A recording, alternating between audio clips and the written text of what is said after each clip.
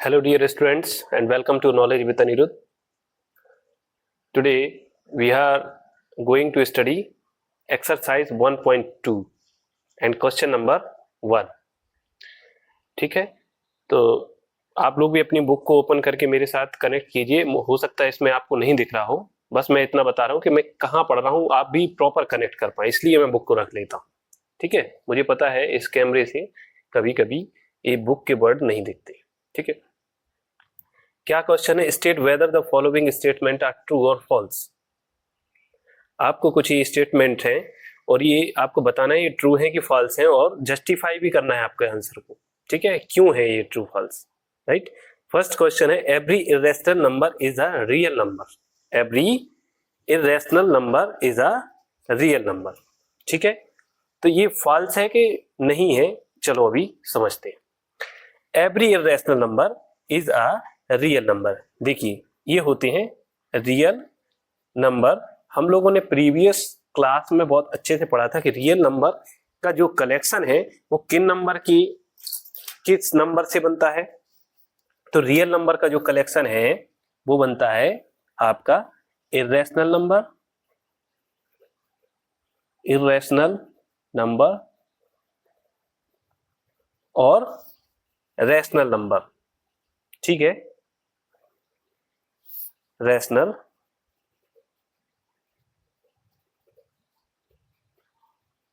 Number. जैसे आपकी family है, आपकी फैमिली कैसे बनती है?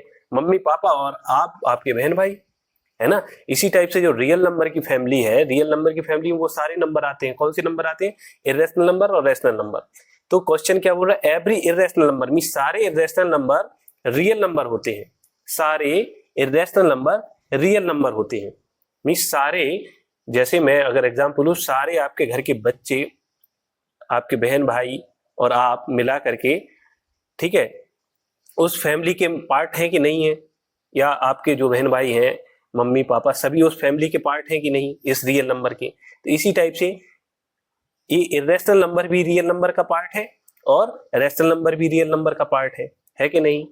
यही बात हो रही है. तो ये जो इसका जो स्टेटमेंट है वो क्या होगा? ट्रू होगा. क्या होगा? ट्रू होगा. और इसका जो जस्टिफिकेशन है वो तो मैंने कर दिया. लैंग्वेज में क्या लिखेंगे? All irrational and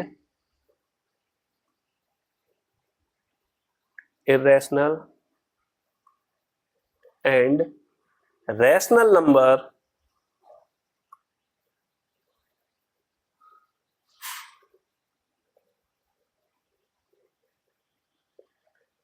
together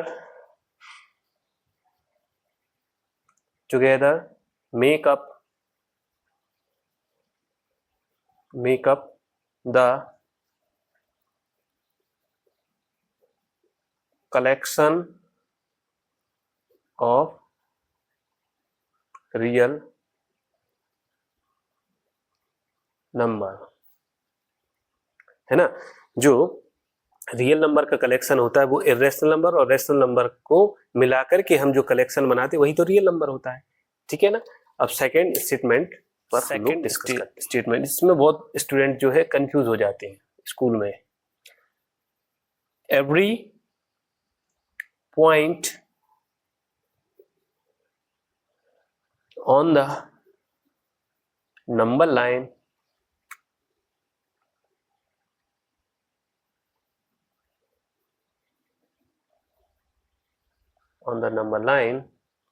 is of the form root m, where m is a natural number. समझ आया कि नहीं आया? एक क्वेश्चन, ये स्टेटमेंट ये बोल रहा है कि पहले मैं नंबर लाइन ही आपको ड्रॉ कर देता हूं, फिर आपको समझ आएगा. ये नंबर लाइन है. ठीक है, इधर ये 0 है, इधर ये 1 है, इधर ये 2 है, ये 3 है, ये -1 है, -2 है, -3 एंड मेनी मोर नंबर. ठीक है, तो ये बोल रहा है कि every point on the number line के सारे पॉइंट को आप रूट एम के जैसे लिख सकते हैं। मींस सारे नंबर को आप रूट एम के फॉर्म में लिख सकते हैं। और एम क्या है, एम किस टाइप के नंबर है, सारे नेचुरल नंबर। ठीक है, तो मैं करके बताऊंगा। अब आप ये बताइए, 1 को आप रूट एम के फॉर्म में लिख सकते हैं। ठीक है, तो 1 का रूट एम क्या होता है, इस फॉर्म में लिख सकते। क्यों? क्योंकि आपने 1 का रूट निकालेंगे तो 1 ही आएगा, है ना। इसलिए इसको आप इस फॉर्म में लिख सकते हैं। 2 को लिख सकते हैं क्या, 2 को आप इस फॉर्म में लिख सकते हैं क्या, रूट एम के फॉर्म में। 4 कैसा नंबर है, नेचुरल नंबर है कि नहीं है ना। नेचुरल नंबर क्या होते हैं, 1 2 3 4 5, इस टाइप के सारे नंबर नेचुरल नंबर होते हैं। तो मैं 2 को इस फॉर्म में लिख पा रहा हूं, वेयर 4 इज नेचुरल नंबर। मैं 3 को लिख पा रहा हूं क्या, 9 लिख दिया, है ना। तो अब आपने देखा कि रूट 1 के बाद कितने नंबर ब्लैंक जा रहे हैं, रूट 2, रूट 3, फिर इसके बाद रूट 4 आया। रूट 4 के बाद फिर कौन सा आया, root 5, root 6, root 7, root 8 and root फिर 9 को नंबर को आप लिख सकते, मींस 3 को आप रूट 9 लिख सकते हैं। इतने नंबर तो आप नहीं लिख पाएंगे नंबर लाइन पर। मींस इतने नंबर ऐसे हैं नंबर लाइन पर जिनकी पॉइंट वैल्यू तो है, जो इस नंबर लाइन पर एग्जिस्ट तो करते हैं, बस उसको आप इस फॉर्म में नहीं लिख सकते। लिख सकते हैं क्या, लिख पाएंगे तो वो क्या आएंगे, डेसिमल फॉर्म में आएंगे। जैसे मैं एग्जांपल देता हूं, रूट 2 की वैल्यू क्या होती है। ठीक है, रूट 2 की वैल्यू क्या होती है, 141। मींस ये नंबर जो है 1.414, उसको आप रूट 2 में लिख सकते कि नहीं लिख सकते।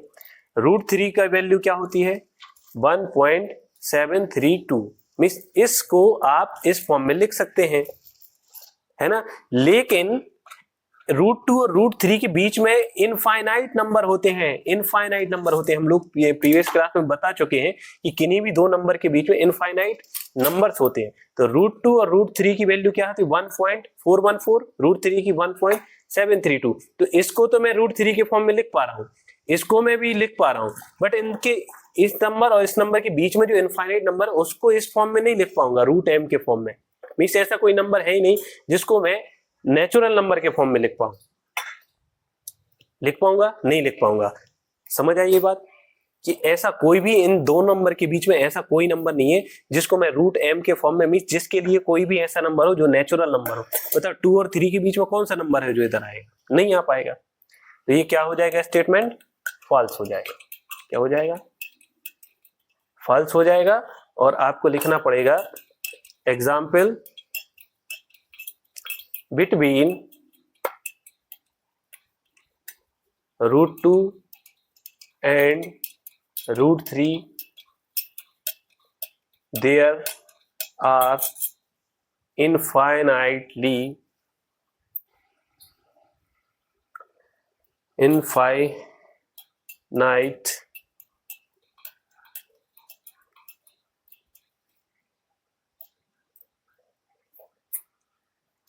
infinitely many numbers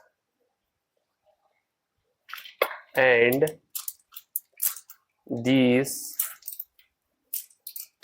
can not be represented by